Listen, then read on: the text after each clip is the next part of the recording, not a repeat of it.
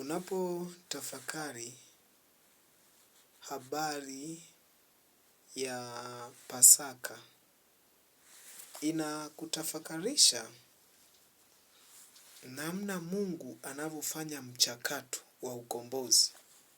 Si formula ya mwanadamu. Hii ni formula ambayo imechakatika na ikachakatwa.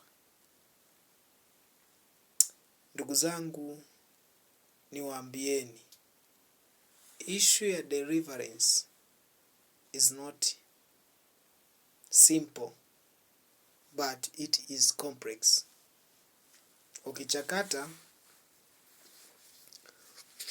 unaposoma Biblia, kitabu cha Kutoka. Kitabu cha Kutoka kimebeba mambo kama 4.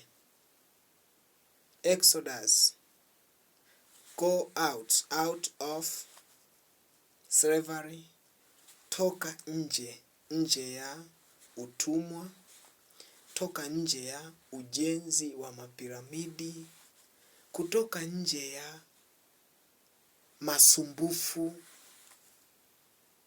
That is Exodus. Remember, you are a human being, still to play your part in this world. Ili uonekane una maana katika dunia, weka alama. Mungu alituwekea alama. Kupitia mitume 12 tunaiona alama yao. Kupitia jiwe kura pembeni, Yesu Kristo, tunaona alama yake.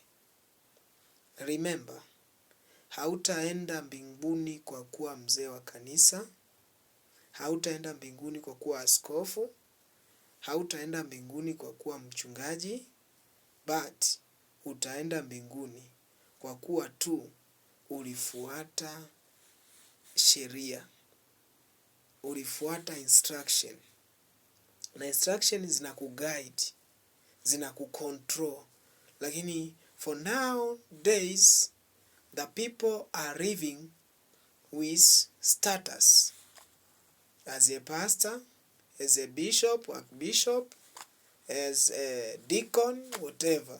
But these things is not